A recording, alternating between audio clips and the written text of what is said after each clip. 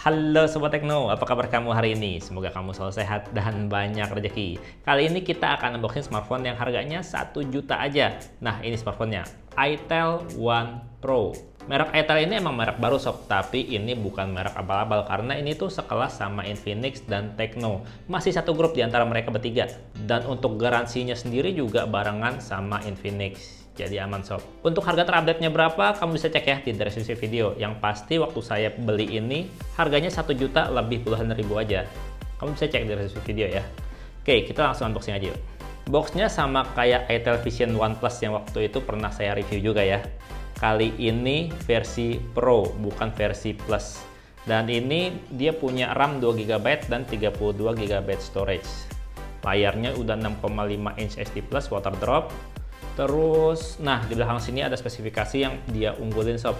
Dia udah Android 10 tapi yang Go Edition ya di sini.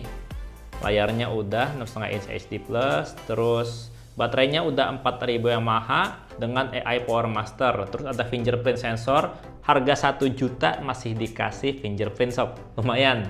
Terus prosesornya quad-core 1,4 GHz dan juga punya kamera depan 5 megapiksel dan kamera belakang dengan kamera utamanya 8 megapiksel dan udah 4G sob.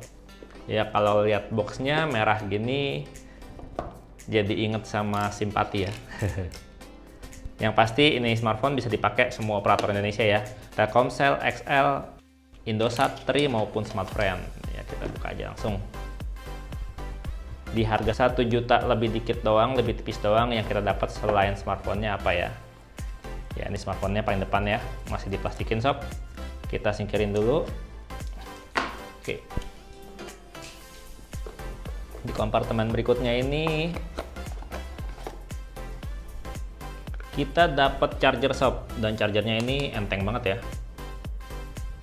Dan ini outputnya kecil sob, cuma 5 volt 1 ampere aja. Outputnya nggak gede sob. Baterainya 4000 mAh. Oke, kemudian kita dapat kabel charger yang masih micro USB di sini. Kemudian ada buku panduan, kartu garansi. Terus juga kita masih dikasih casing sob. Dikasih casing, lumayan nih casingnya. Dan casingnya ini hardcase ya, mika gitu. Dan ini dia warnanya nggak putih bening, tapi warnanya putih ngedove gini sob. Jadi casingnya itu nggak nempel-nempel bercak sidik jari. Lumayan loh, dapat casing. HP harga 1 juta lebih dikit doang. Kalau ngelihat casingnya, speakernya di belakang nih sob. Oke. Ya sebenarnya nggak apa-apa sih ya kita nggak dapat headset karena ini harganya cuma 1 juta lebih tipis banget, jadi wajar lah kalau nggak dikasih headset. Oke, kita beresin ya, baru kita ke handphonenya biar enak lihatnya. A few moments later.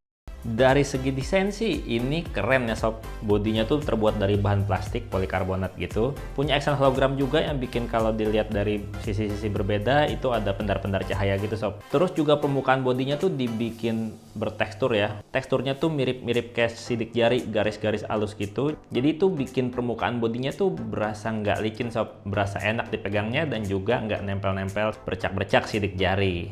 Untuk bagian kameranya juga hadir dengan gaya yang lebih modern ya. Ngomong-ngomong kamera utamanya yang tengah ya sob, 8 megapiksel, sementara yang atas dan yang bawah itu adalah kamera pendukung untuk depth sensor dan juga untuk AI sensor. Dan di harga sejutaan HP ini tuh udah ngasih sensor sidik jari yang performanya tuh lumayan cepet sob untuk kelas harga 1 juta.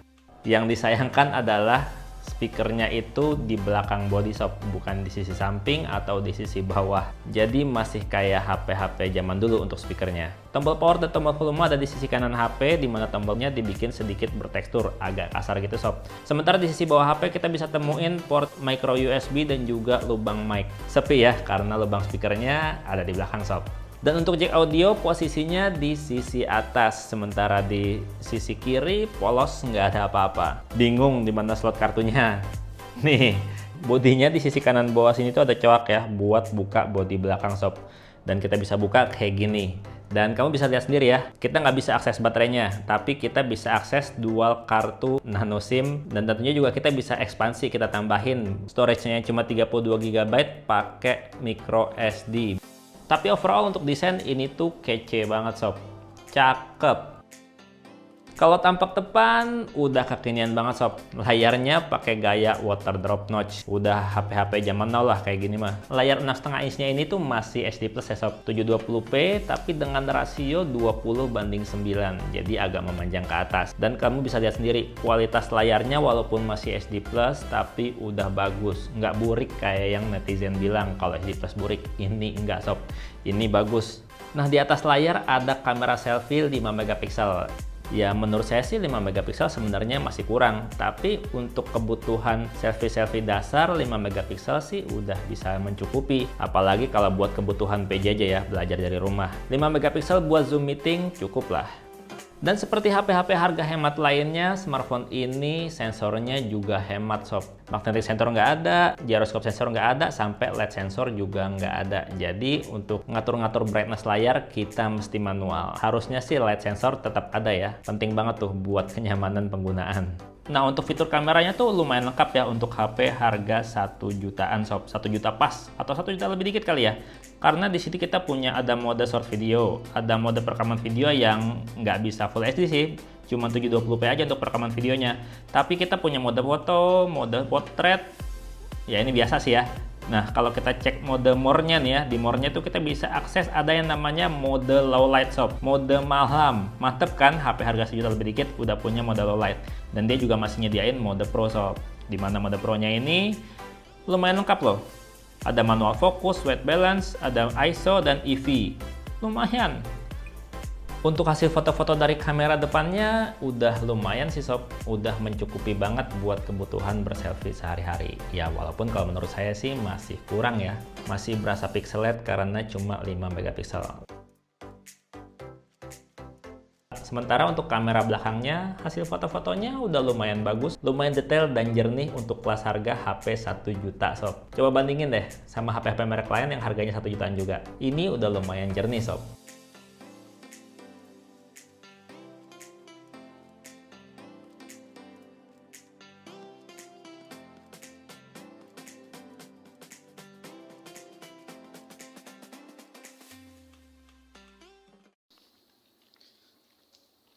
Kalau buat rekam video kayak gini sob kualitasnya.